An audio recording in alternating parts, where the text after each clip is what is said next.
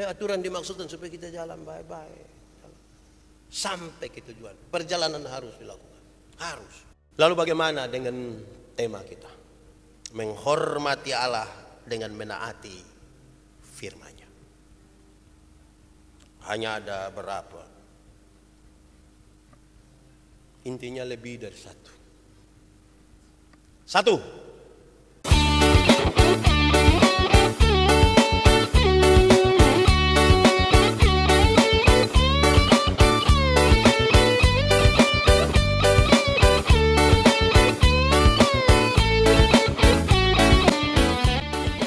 Mari kita berdoa. Ya Tuhan Allah, kami mohon kepadamu, arahkanlah seluruh hidup kami ini kepada pemberitaan firman yang akan berlangsung hari ini. Engkau memperlengkapi hamba-Mu yang akan menyampaikan firman-Mu. Engkau menolong semua kami yang memberi hidupnya untuk mendengarkan firman-Mu. Supaya biarlah benih-benih firman-Mu menjadi sesuatu yang indah bagi kami, bertumbuh dan berbuah dalam hidup kami. Kami minta Tuhan jauhkan semua penggoda pencobaan. Kami minta supaya Roh Kudus-Mu menguasai kami semua. Terima kasih banyak ya Bapa, kami rindu akan firman-Mu. Berfirmanlah bagi kami Tuhan, di dalam nama Yesus firman yang hidup itu kami berdoa. Amin. Bapak Ibu Saudara-saudara, tema yang ditetapkan oleh Majelis Sinode Gemit untuk hari ini Minggu 21 Januari 2024, menghormati Allah dengan menaati firman-Nya. Pembacaannya telah ambil dari Kitab Keluaran pasal 20 ayat 1 sampai ayat yang ke-17. Keluaran 20 ayat 1 sampai yang ke-17. Untuk itu sejemput jemaat Tuhan berdiri. Ke-10 firman. Lalu Allah mengucapkan segala firman ini. Akulah Tuhan Allahmu yang membawa engkau keluar dari tanah Mesir, dari tempat perbudakan. Jangan ada padamu Allah lain di hadapanku. Jangan membuat bagimu patung yang menyerupai apapun yang ada di langit di atas, atau yang ada di bumi di bawah, atau yang ada di dalam air di bawah bumi.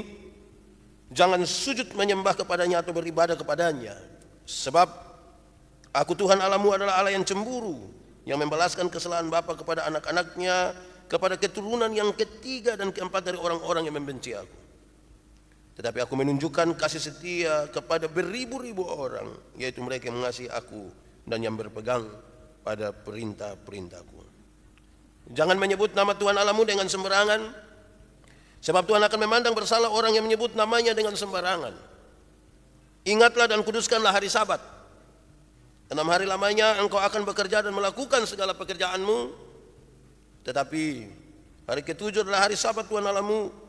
Maka janganlah melakukan sesuatu pekerjaan engkau atau anakmu laki-laki, atau anakmu perempuan, atau hambamu laki-laki, atau hambamu perempuan, atau hewanmu, atau orang asing yang di tempat kediamanmu. Sebab 6 hari lamanya Tuhan menjadikan langit dan bumi, laut dan segala isinya, dan Ia berhenti pada hari ke-7. Itulah sebabnya Tuhan memberkati hari Sabat dan menguduskannya. Hormatilah ayahmu dan ibumu, supaya lanjut umurmu di tanah yang diberikan Tuhan Allahmu kepadamu.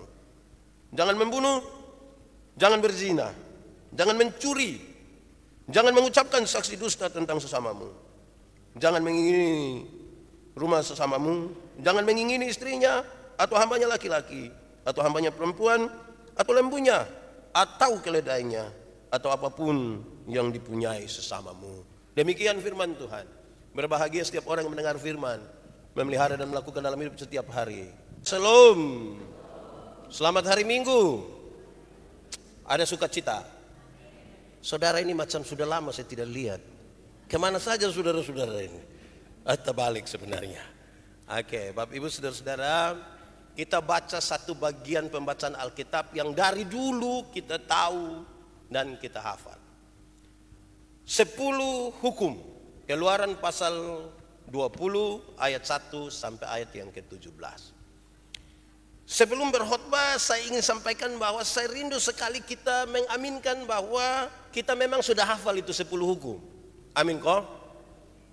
Saya mulai ragu dengan saudara.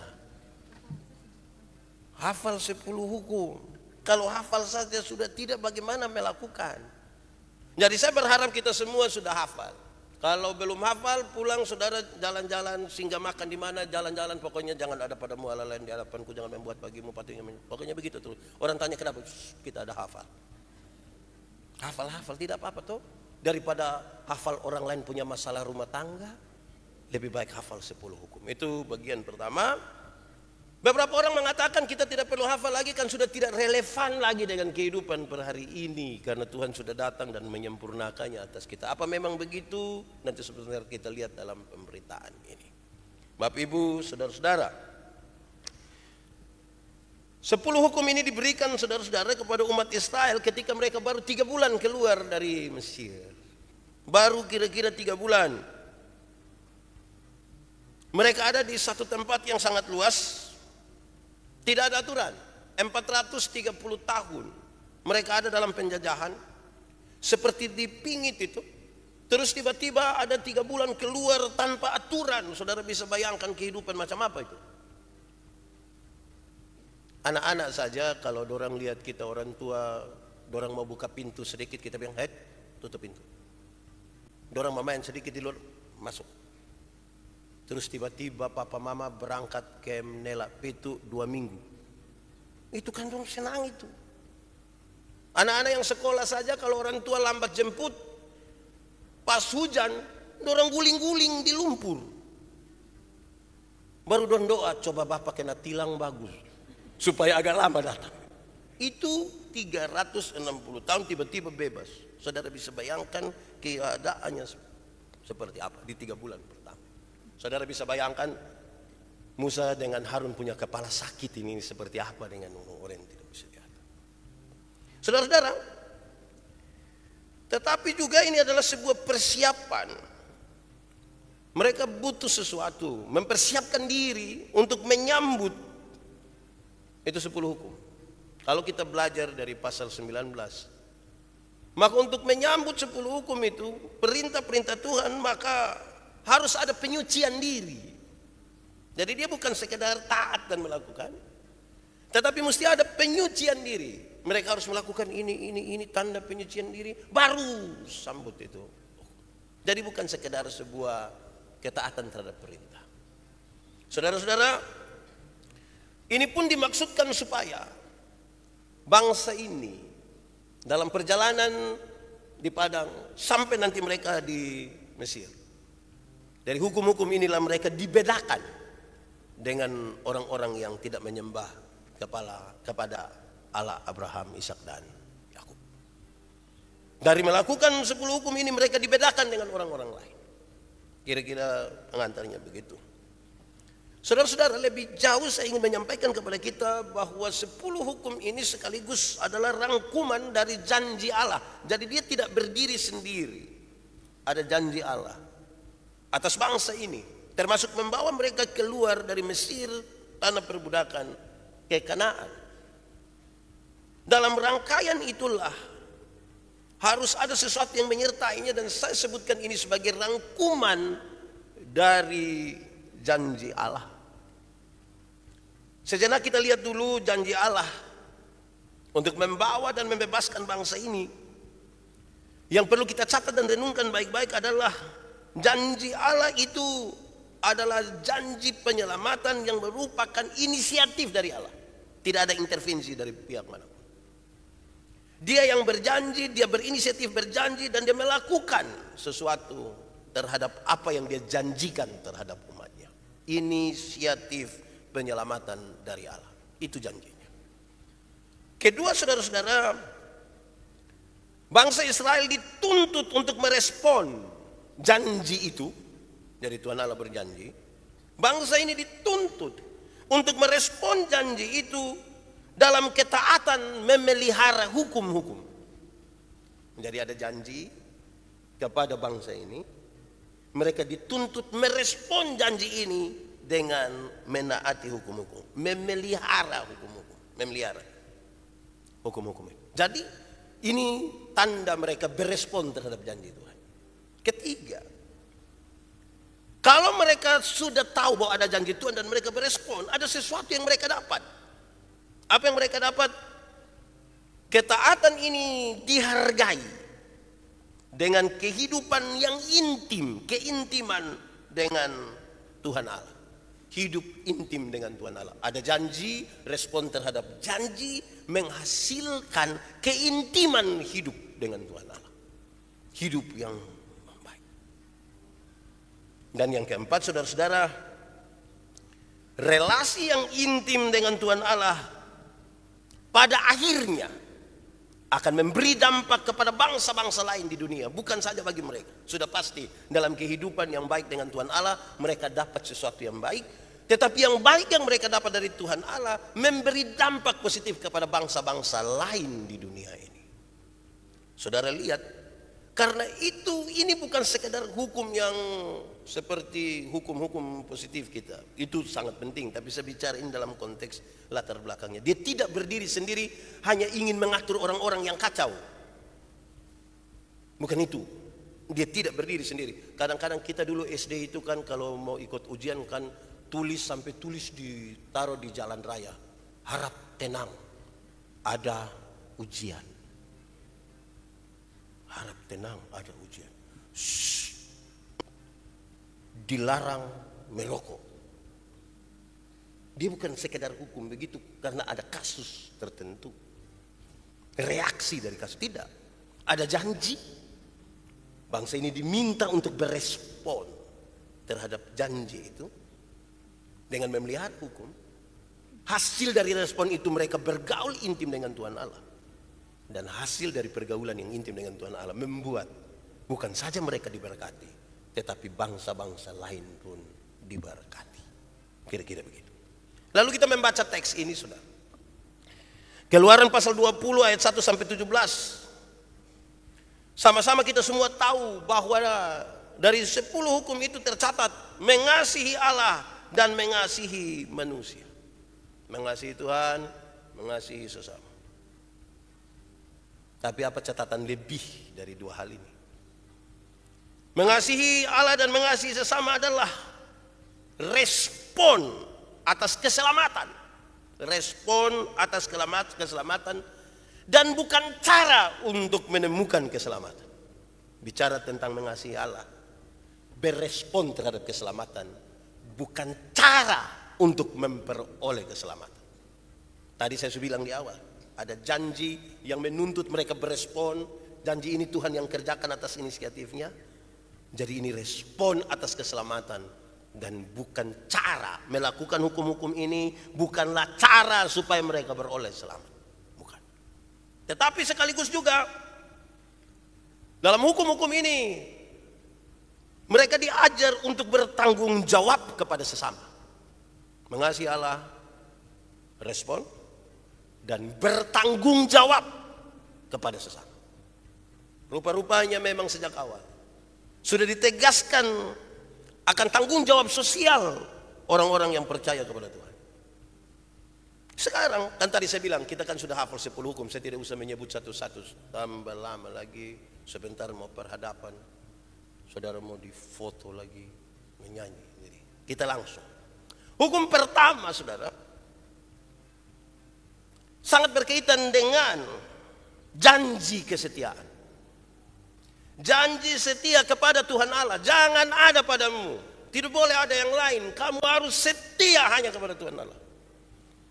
Pikir-pikirlah dahulu supaya keputusan untuk percaya kepada Tuhan Allah melampaui segala sesuatu. Tidak boleh ada yang lain yang melebihi keputusan kita untuk percaya kepada Tuhan Allah. Jangan ada padamu Allah lain di hadapan. Apa saja.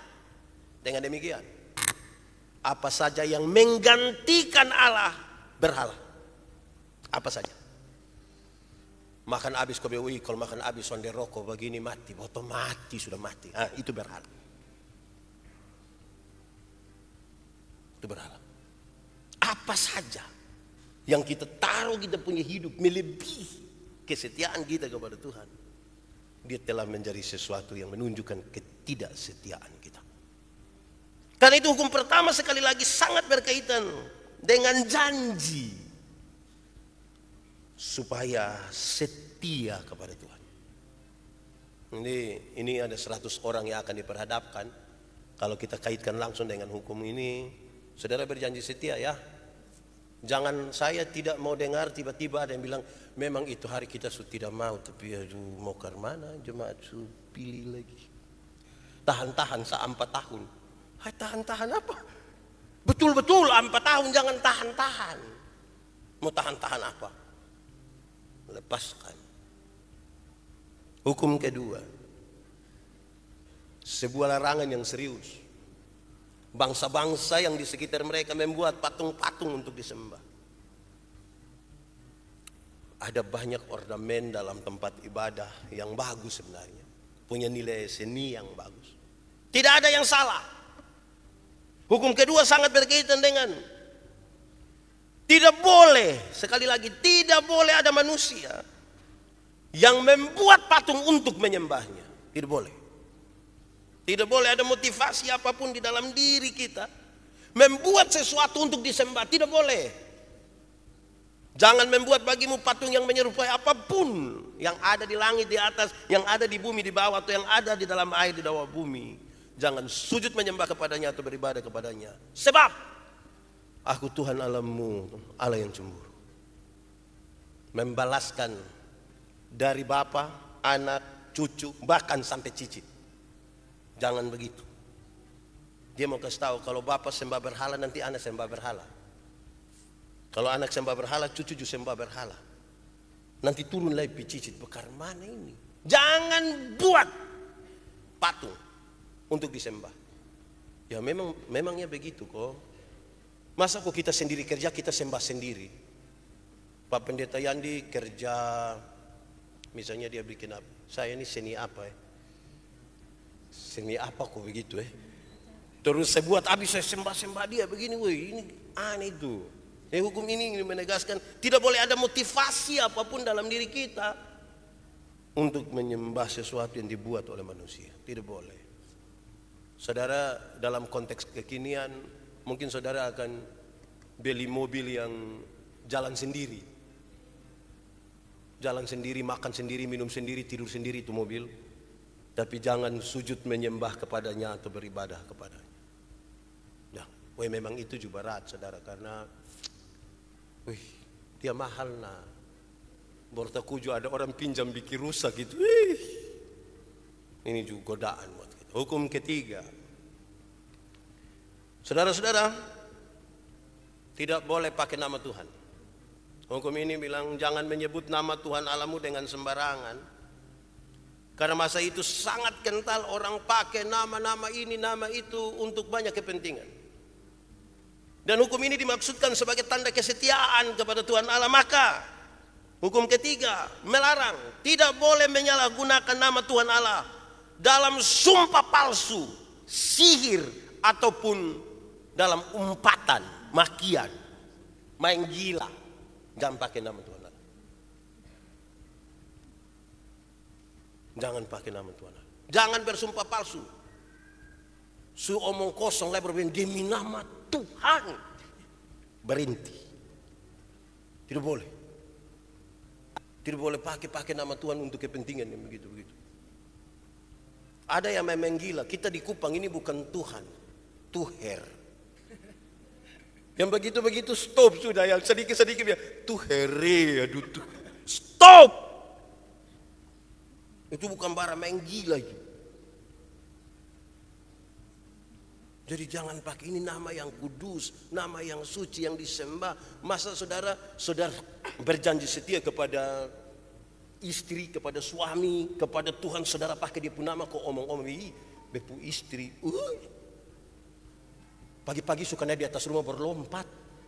Kan itu kan jangan begitu. Nama itu tidak boleh dipakai untuk kepentingan sihir. Di sini ada yang sihir-sihir. Pakai untuk kepentingan mengumpat atau untuk kepentingan sumpah palsu. Berarti ini punya tanggung jawab yang besar ya. Hukum keempat disebutkan dalam hukum keempat sebenarnya saudara-saudara, kalau kita belajar dari pasal 16 ayat 23 sampai 27, itu pertama kali hari itu dipelihara oleh bangsa ini. Mereka harus menyiapkan satu hari Sabat.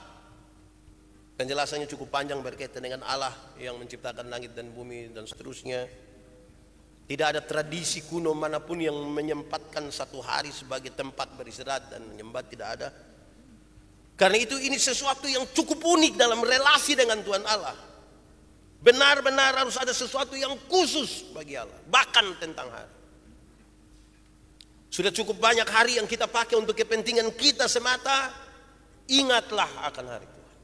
Saya yakin saudara-saudara ini bekerja dan saudara-saudara capek bekerja. Senin sampai Sabtu sudah cukup capek. Memang enak kalau hari Minggu tidur-tidur saja. Terus orang kasih makan kita, CI datang sendiri. Itu enak untuk begitu. Tapi jangan lupa untuk beribadah.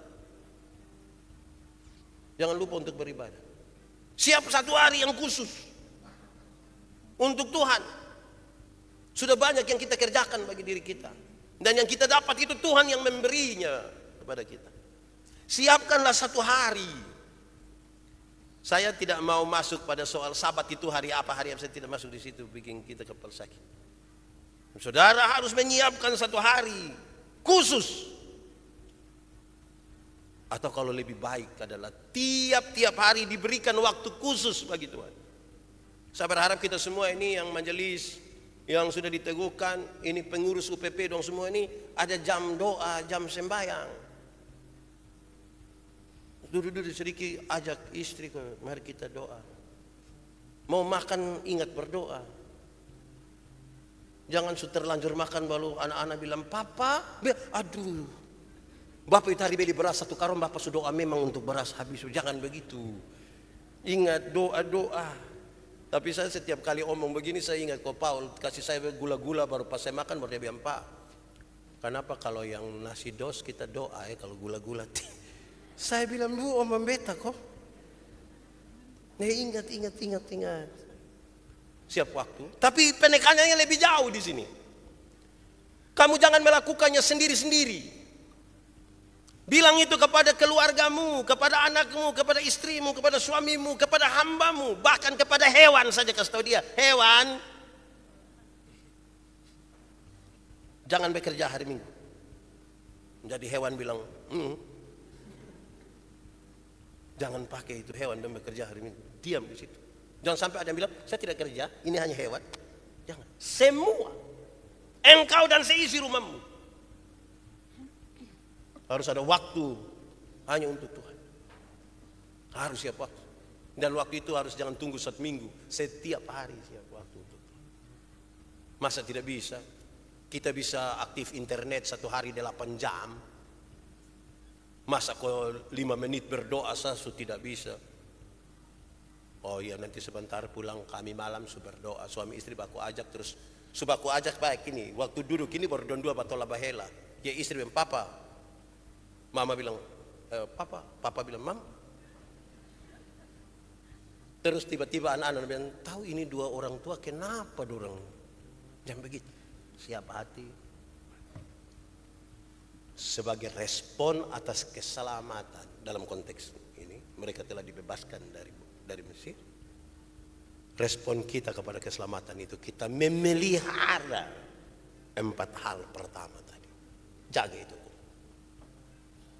Hukum kelima, merawat orang tua. Ini masih rawat orang tua dong kok. Terus ada yang Pak Pendeta, saya orang tua, saya mau rawat siapa lagi? Kita semua ini kan ada orang tua. Ingat-ingat kita rawat dulu. Rawatlah orang tua. Kasihan. Siapa yang tidak rawat orang tua, dia kira dia nanti muda terus. Dia akan menjadi tua. Minimal muka tua. Karena itu dia harus rawat orang tua. Dengar. Hukum kelima merawat orang tua adalah tugas manusia yang paling mendasar dalam tanggung jawab kepada manusia. Maka merawat orang tua adalah tugas yang paling mendasar. Bahkan dalam masyarakat tradisional di sana, bahkan kita semua tahu tentang menghormati orang tua. Sekaligus ini merupakan gambaran peran orang tua atas anak-anaknya yang telah menggemakan pemeliharaan Tuhan atas umatnya. Jadi yang pertama, merawat orang tua adalah tanggung jawab sosial kita. Tapi yang kedua, dia tidak berdiri sendiri. Dia disebut orang tua karena dia ada anak-anak dan dia sudah pernah bertanggung jawab atas anak-anaknya. Memberi gambaran bahwa Allah memelihara hidup dari umatnya. Karena itu sesuatu yang nyata ini harus dilakukan. Bagaimana yang kelihatan saja engkau tidak menghargainya, lalu engkau harus menghargai yang tidak kelihatan. Hormatilah ayahmu dan ibumu, maka lanjut umurmu di tanah yang diberikan Tuhan Allahmu kepadamu. Jadi kalau ada anak-anak, hormat orang tua. Bukan supaya orang tua dapat keuntungan, tetapi yang untung adalah anak-anak. Karena itu yang anak-anak, mulai hari ini, mulai besok, hormat orang tua. Bangun pagi langsung, bukan itu. Laksanakan tanggung jawab sebagai anak atas orang tua. Sekali lagi, hukum ini respon ya. Jadi jangan bilang supaya, cara untuk memperoleh. Karena ada banyak anak-anak ini hormat orang tua hanya takut kalau nanti jangan sampai dia pun nama dikeluarkan lagi dari daftar kakak, tidak menerima warisan. Jangan itu. Itu tidak begitu. Ini tanggung jawab sosial. Karena kita ada hidup sama-sama. Orang tua ini kan tambah hari dia punya tenaga tambah lemah. Jonathan umur 7 tahun lebih sedikit. Waktu dia 4, 5, 6 tahun itu dia langsung naik di sini. Dia pun bapak bawa lari saja naik tangga. Sekarang mulai 8 tahun, mau 8 tahun dia naik berani 2 kali naik tangga itu dia pun bapak mulai lemah. Tahu dia pun bapak siapa itu? Dia pun bapak langsung lemah. Ngerti orang tua itu mengalami penurunan. Itu anak-anak urus. Memang anak-anak ada sibuk. Tapi tolong jangan lupakan orang tua. Amin kok. Saya mau kasih tahu yang anak-anak mantu dong. Anak mantu. Oh di sini tidak ada yang menikah di sini nih. Anak mantu jangan larang istri atau suami untuk perhatikan dia orang tua. Jangan larang Kadang-kadang kita ini istri baru mau pi kuliah mama pi. Sanus pulang. Urus lupa mama sah. Biar beta orang lain yang urus. Dan begitu. Ada waktu, tapi bukan juga tiap hari pi urus di situ. Saudara tahu akan tiba waktunya seorang laki-laki akan meninggalkan ayahnya dan ibunya bersatu. Betapa kuatnya rumah tangga itu sampai bahkan orang tua pun kita tinggalkan. Jangan sampai alasan urus orang tua sudah tidak urus suami lagi, tidak urus istri lagi, itu juga salah juga. Tapi tanggung jawab sosial ini mesti dilaksanakan. Urus orang tua. Anak-anak kalau sudah sempat urus orang tua, baru besok-besok orang tua mati, dia sedih. Tapi dia bilang, sudah Pak, tidak apa-apa. Ini kita sudah melakukan yang terbaik, selebihnya itu Tuhan. Ini tidak urus orang tua, tapi orang tua mati dia duduk paling depan. Lihat tamu datang sengaja. Pencitraan itu. Tidak usah yang begitu-begitu. Urus saja. Urus baik-baik. Tuhan tidak buta. Tuhan tahu kita punya hati yang tulus pada orang tua. Anak-anak dong yang anak-anak muda dong yang belum menikah ini jangan bertengkar di orang tua. Baru pacaran sama dengan satu laki-laki mau tinggalkan orang tua. Saya tidak mau dengar mama. Pi. Tolong kau jaga-jaga bapak. Orang tua itu dia omong itu kan dia sudah lewat semua. Yang dia belum lewat itu adalah kematian. Yang lain dia sudah lewat. Jadi kalau dia sudah bilang, anak don tolong hormat dia. Kok kita hormat dia ini apa yang kurang? Perhatikan sedikit ke orang tua. Begitu toh. Saya suka bilang jangan orang tua sakit sedikit baru dia sampai kau bilang sertifikat. Dengan ini ATM. Mama su agak pikun-pikun lebih kasih tahu ini pin ATM. Besok mama sudah tahu keluar berapa. Jadi hormatilah ayahmu dan ibu. Pak Pendeta, saya orang tua itu tidak pernah perhatikan saya. Tugas kita perhatikan orang. Tidak usah bertengkar lagi kalau dia tidak perhatikan kita kenapa. Perhatikan saja. Tidak apa-apa. Hukum keberapa? Hukum ke-6 sampai hukum ke-9 Jangan membunuh, jangan berzina, jangan mencuri, jangan tipu. Adalah sebuah refleksi dari sebuah keseriusan melakukan pelanggaran. Ini bisa dibawa di hadapan pengadilan. Ini diingatkan kepada kita. Hati-hati, karena dengan 4 hal itu kamu bisa diperhadapkan di pengadilan. Jangan. Dia sampaikan itu. Tapi saya langsung ke hukum ke-10. Karena walaupun dia menyebutkan 4 hal itu, tapi di bagian yang terakhir, hukum ke-10 menekankan sesuatu yang lebih luas dan yang lebih dalam dari sekedar tertangkap, yaitu keinginan. Ketika saya menginginkan sesuatu dan saya tidak melakukan, saudara tidak bisa tangkap saya bawa kemanapun. Tapi betapa kuatnya hukum ini. Hati-hati dengan keinginan. Karena keinginan bisa menjadi sumber malapetaka. Dia sebutkan, jangan mengingini apapun juga yang dipunyai oleh sesama. Jangan. Pendeta yang dipu alis pun bagus. Jangan. Bikin sendiri. Jangan mengingini. Saudara lihat, kalau pertanyaannya adalah masih relevankah? Jawabannya iya. Sangat. Ini disampaikan ribuan tahun yang lalu dan masih relevan hingga hari ini. Bahkan hukum-hukum ini mengatur sampai barang yang tidak bisa dituntut sekalipun, yaitu keinginan. Saudara, itu penjelasan teksnya. Khotbah belum habis, tambah sedikit. Lalu bagaimana dengan tema kita? Menghormati Allah dengan menaati firman-Nya. Hanya ada berapa? Intinya lebih dari satu. Satu, ingat, kita hidup bagi Allah dan hidup bagi manusia. Menghormati Allah dengan menaati firman itu memposisikan manusia untuk menyadari hidup bagi Tuhan dan hidup bagi sesama. Pakai bahasa yang harus saya pertanggungjawabkan dengan sangat kuat adalah jangan sampai kita terlalu ingat Tuhan sampai lupa ingat orang.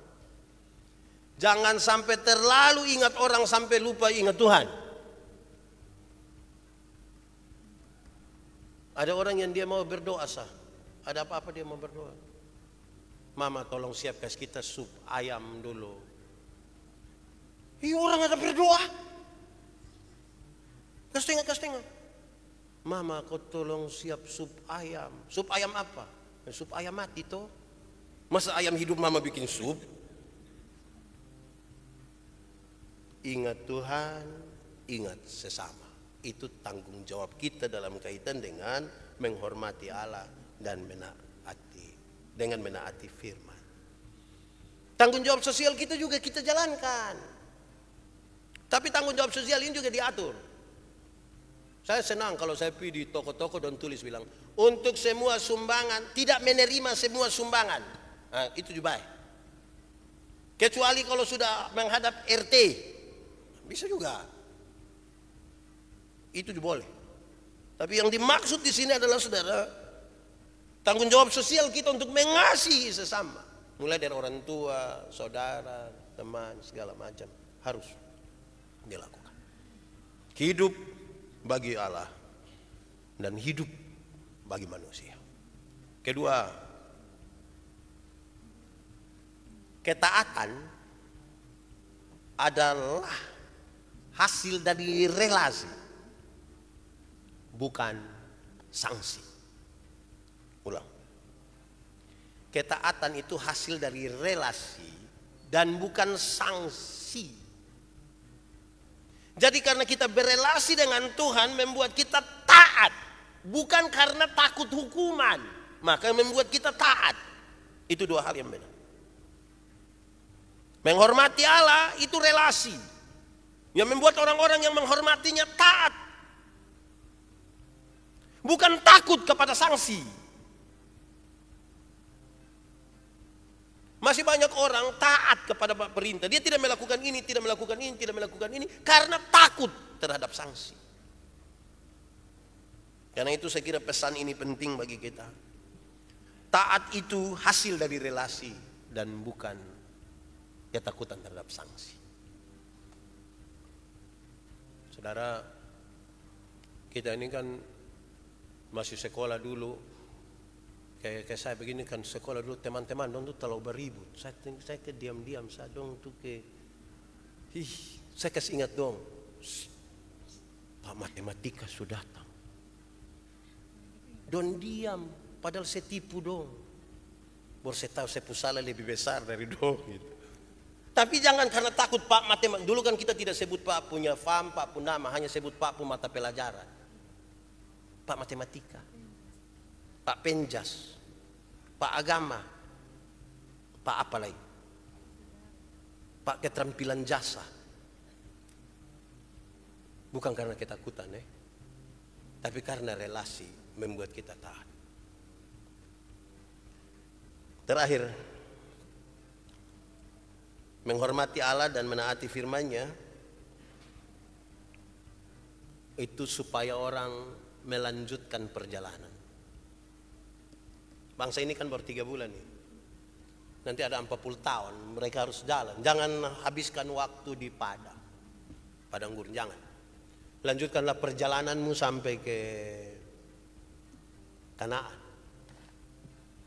Aturan-aturan ini dibuat. Kadang-kadang zaman sekarang ini orang suka bilang aturan dibuat untuk dilanggar. Jangan. Tidak betul itu. Aturan dibuat supaya mengatur kita perjalanan baik. Saudara, kalau di jalan ada orang tidak taat aturan itu saudara jengkel kan? Kita mau jalan, baru dia jalan ikut menuju kita lagi pakai motor, tidak pakai baju, tidak pakai helm lagi. Apakah waktu dia lari menuju saudara, saudara bilang, diberkati sekali engkau yang tidak pakai baju. Apa memang saudara begitu? Marah kan kita kalau lihat orang tidak ikut aturan.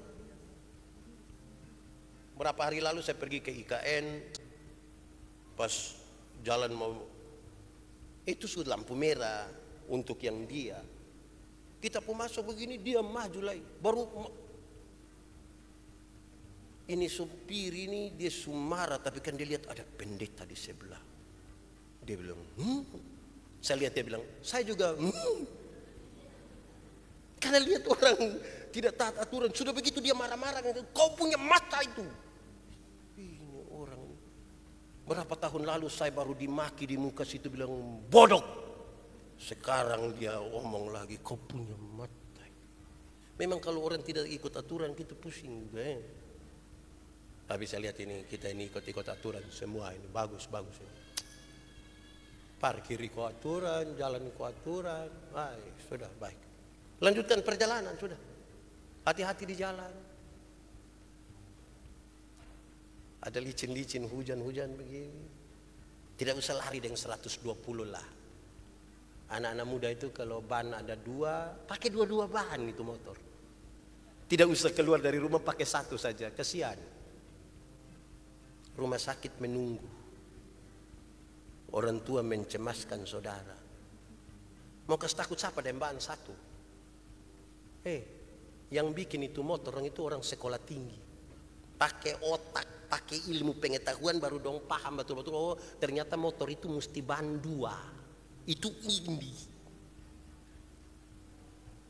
Kita pun anak dong tidak lulus semua mata pelajaran. Tapi seperti mau ganti buang ini motor ke ban 1 saja. Jangan. Ikut saja ya, aturan bilang apa. Begitu. Aman toh? Aturan dimaksudkan supaya kita jalan baik-baik. Sampai ke tujuan. Perjalanan harus dilakukan. Harus. Tuhan memberkati kita. Amin. Mari kita tunduk kepala, kita berdoa. Tuhan Bapa di surga, bersyukur untuk firman Tuhan hari ini. Kami mau taat karena relasi kami dengan Tuhan, bukan karena ketakutan kami atas hukuman. Kuatkanlah dan teguhkanlah iman kami untuk hal ini. Biarlah pelajaran-pelajaran ini Tuhan beritakan terus bagi kami tiap-tiap pribadi dalam hidup pribadi, keluarga, pekerjaan, persekutuan dan seterusnya. Di dalam nama Yesus kami berdoa. Amin.